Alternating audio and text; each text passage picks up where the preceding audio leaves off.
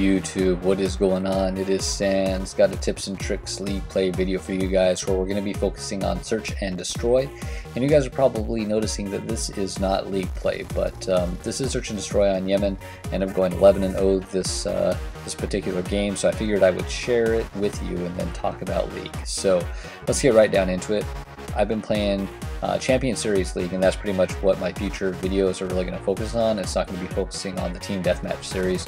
I really like the Champion Series a lot more. It's way more challenging, and it's been a lot of fun, although if you guys saw my league play video, I suck, you guys realize that there's been a lot of painful growth into where I am now. So I'm going to try and share what I've learned with you guys, and hopefully you'll have a leg up whenever you guys get involved, or maybe it'll help improve your gameplay. So the first thing that you're going to notice with Champion Series League is that there's basically 3 essential game modes. You have Search and Destroy, Hardpoint, and Capture the Flag. So you're going to want to have your classes set up so that you can be ready for any of those 3 game modes. You'll have pre-set up classes, and I'll go into class setup a little bit, probably in a different video, to help you guys out with that.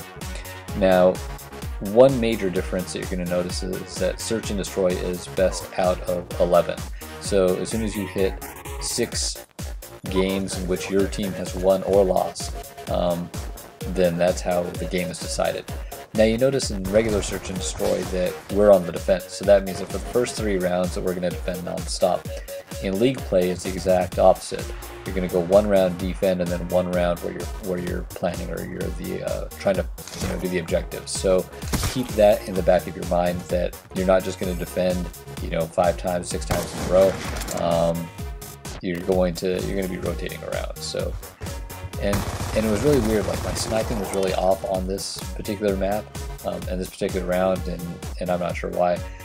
I think maybe part of it is that on league play I use the thermal a lot, so I've kind of adjusted my sights to that. So let's get into that real quick. Search and Destroy class. I typically run either an SMG, and then I rock Overkill so that I can have a DSR 50 with thermal. So that thermal attachment is insane. It helps out so much. You guys definitely try it out and rock it. Now, another thing that I would recommend is that you use smoke grenades. So what I'll do is I'll throw smoke either where I think an enemy is, maybe on the bomb side, or else maybe around myself. And then when I pull up that thermal side, I'm able to scope it and obviously see through the smoke. Now, one way to counter that is to rock Cold-Blooded. So I actually have 2 classes set up. I have one class where I'm rocking Toughness, and then I have another class where I'm rocking Cold-Blooded. But again, I find it basically a necessity while I'm playing Search and Destroy to have a sniper rifle with thermal, and then an assault rifle, or else an SMG. So hopefully that helps you guys out with your class setup a little bit. And of course, you want to rock Dead Silence, because people are sound whores. You got to remember that there's only 4 of you, so it's 4v4, and the sound is pretty obvious. Now there's basically 4 different maps that you play on, and you have Plaza, Standoff, Express, and Cargo. So you're going to want to really learn those inside and out. There's a couple of areas where you can definitely have an advantage. And I think what I'll be doing here is more of a map breakdown. I'm going to have maybe that kid, or else Gandhi, help me out doing some map breakdown stuff, so you guys can kind of learn some of the neat hiding spots, or how the map flow generally works. And check this out, man, my sniping is just absolutely insane. I have no idea why this dude didn't look over where I was before after he got hit. You know what I mean? And like in a league, that's one of those things. As soon as you get shot, you need to determine where those shots are coming from, because otherwise you're just going to be owned. Now, another thing that you may want to consider using are trophy systems. Now again, it really depends on the map though. So if you're looking at Express, for example, having a trophy system in Express is awesome, and I'll tell you why. When you're running down terminal side on Express, there is, generally speaking, a 90% chance that people are going to start throwing grenades and concussions over the information sign.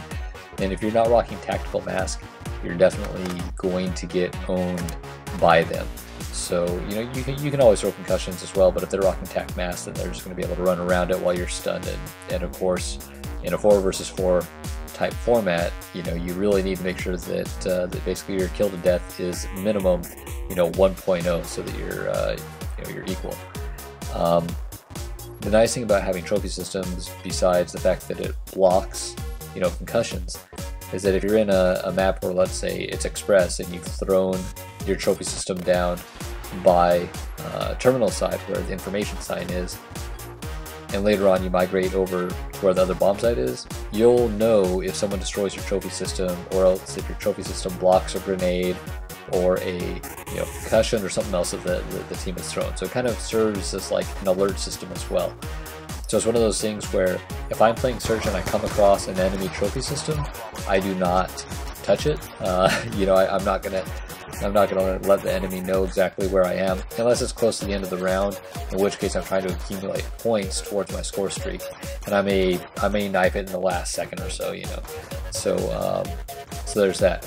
Now another thing to think about is that sometimes strategic suicide is also important. League play search and destroy. And now what I mean by that is that if the opposing team is about to destroy the bomb, they're going to get 300 points for that, and especially if the person that planted the bomb is still alive. So in a case like that, you definitely just want to take your own life and kill yourself so the round ends, so that way the opposite team doesn't get that 300 points towards most likely a Hellstorm.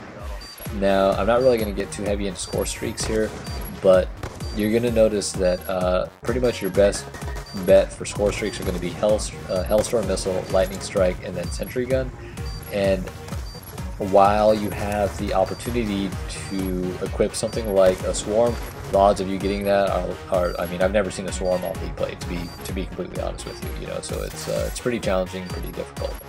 So in any case, this is the first introductory vid here into League play, search and destroy, and we're going to be following up with all sorts of other videos, so stay tuned. I hope you guys found this video informative, and thanks for watching, you guys. Until next time, it's sandz.